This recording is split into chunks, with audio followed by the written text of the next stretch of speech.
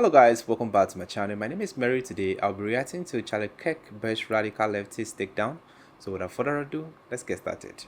So I'm a conservative. One thing I have a hard time rationalizing to my liberal friends, and conservatives on TV and politicians have a hard time articulating, is intelligent reasons why the wall must be built. I am curious your thoughts on that. Three quick things. Number one, I'm going to say some facts. I'm going to talk about fairness. Then I'm going to talk about sovereignty. Some facts. An illegal alien in the state of Arizona is twice as likely to commit a crime versus a natural-born citizen. Fact. 90% of all heroin and fentanyl come across the southern border. Fact. Over 10,000 kids are illegally sex trafficked across the southern border every single year. Fact. We have 56,000 illegal immigrants in our federal prison system. Fact. And countless in our state penitentiary system. $135 billion a year. That's how much is the financial burden on U.S. taxpayers every single year that illegal immigrants drain from our system. Fact. You put all that together, that's a pretty compelling argument that we have some problems with our southern border. Those are some facts. Number two is fairness. As Candace said, it is not fair to the people in Bolivia. It's not fair to the people in Bangladesh. It is not fair to the people in Belarus that had to wait in line, fill out an application form, not commit a crime, and then wait a decade to come into this country to maybe have a chance to become an American. It is not fair to them. Number three is sovereignty. Why do walls matter? Why do borders matter? Borders are a physical representation of when good ideas begin and bad ideas start. If you don't believe me, just ask East and West Germany, or at North or South Korea. If you believe in open borders, you do not believe in the physical delineation of where good ideas start and bad ideas start.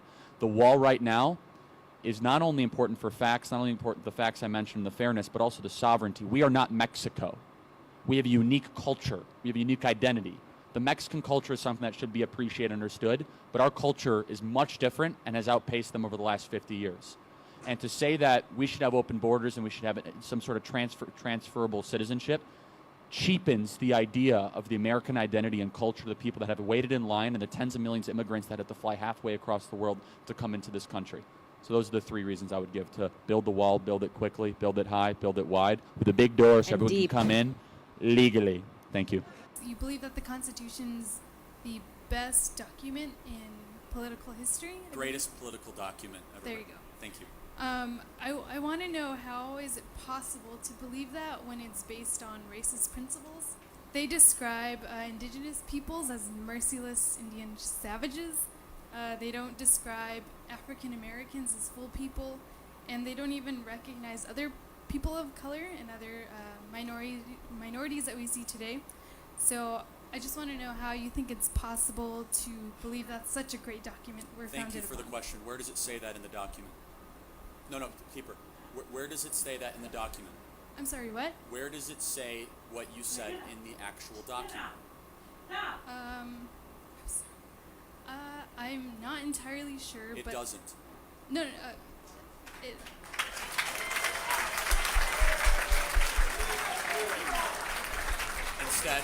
Instead, do you know what it does say?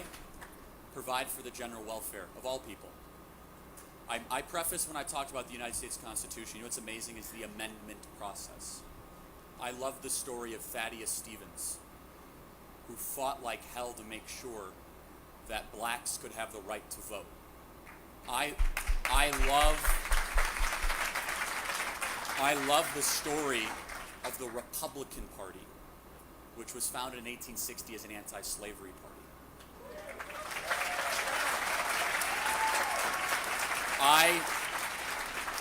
I hate what happened to indigenous people under Democrat presidents. I do. Here's why it's the greatest document ever. Is because in a land with so many different backgrounds and languages and cultures in this room, from all over the world, we can peacefully have a conversation while all that's protected simultaneously. While we can agree to disagree, we can have this conversation. What you said is nowhere in the founding documents at all. What you said is what some of the prejudices that was in the people of the founding fathers. This is called a logical fallacy. Tell me why the document is not correct. Don't tell me the sins of the authors. It's a big difference. Okay, talking about why should American build a wall?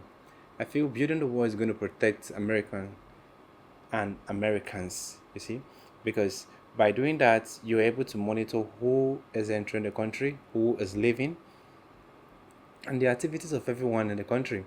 Because if there is no border, there is no war, people can walk into America and do whatever they want to do and walk out without knowing. You see, it's very painful that people that share border have easier access to the country compared to people that are, you know, miles away, that have to wait for their turn, keep on applying for visa, keep on getting denied, trying again. That is, if you're lucky, you can get a visa, but it's very very hard. Okay, but if you can easily just cross the border and enter the country, then every other person should partake and do the same thing. But no, people are, what Charlie Kirk is saying is, it is better to follow due process. You see, if you are allowed to be in the country, you know you are free. If you are not allowed, you try again. It's just like when I was in secondary school.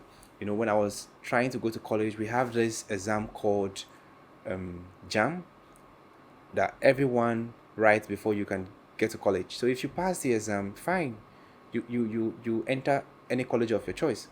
But if you fail, you're going to try again the next year. That is it. So because the reason why they do this is the university is not enough to accommodate the total number of people that want to get in. So now they have to bring in the best. So that will motivate you to keep on pushing or doing your best to be part of the best. And that is what American is doing.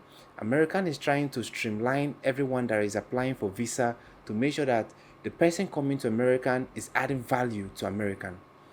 Or yeah, they don't want someone to constitute nuisance, bring crime or any other thing. That is why they are doing background check. They are making sure that you are okay, like physically. They don't want someone to drain the country. They need someone that American can benefit from, because coming to America, at least let's say 50% of your problem is solved, because you get a good paying job, you get a good health care and so many other benefits. Yeah, even if I know their tax is much, but still they have to keep the country running. So there are so many benefits of coming to American, and it's very painful that we are all rushing, trying to jump into this country, that we are forgetting to develop our country. And that is what Donald Trump is saying. Donald Trump is saying that he don't see any reason why developing country, like so many countries in Africa that have gained independence for the past 60 years, are still unable to face their country. It's annoying, and I believe that even if he's trying to do the best for American, he's also trying to motivate those developing countries to put in the work. Because when you put in the work and develop your country, your people would not want to leave. They will want to come back home, because not everyone in America, is happy to be there. Some of them are just there for survival, to be able to get what they want, to be able to make ends meet, to be able to provide for the family back home. But if the situation at home is good, they will want to come back, because like taking double shift, going to work every day under the cold weather is not easy. So now let's talk to ourselves. Instead of running there, let's try our best to build what we have, especially people in Africa. The painful thing is, I've seen qualified people leaving Africa every day, because of they've pictured that their skill will be more appreciated outside the shell of Africa. And it's very painful, because we are losing so many qualified people every day. But it starts from you and I. If we can make African great, I'm not talking only about Africa, whatever country you are, if you can make it great, people would want to come.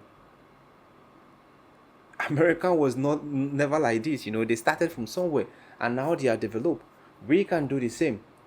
We are complaining that Donald Trump is trying to kick everyone away. He wants to put American first. That is a president that have the interests of his country and his citizen before every other person. And that is what our president are supposed to be pushing for. Have the interests of your citizen. If you have their interests, I don't think they will want to leave. I see people, qualified people looking for job, and those offices are being given to people because they have maybe godfather or they have someone in higher places, and it's not fair. Before you employ someone, it has to be based on competence and not just favoritism, or you have to buy your way into whatever employment. To me, I feel it's not fair. Let's fix our country, let's fix our continent. Anyway, this is a brief one coming from Charlie. I love and respect this man, and I want to see more videos from him. If you have any recommendation, let us know in the comment section. If you have any recommendation, let me know in the comment section. If you want to see more videos like this, click on the subscribe button. Thanks for watching, and remain blessed.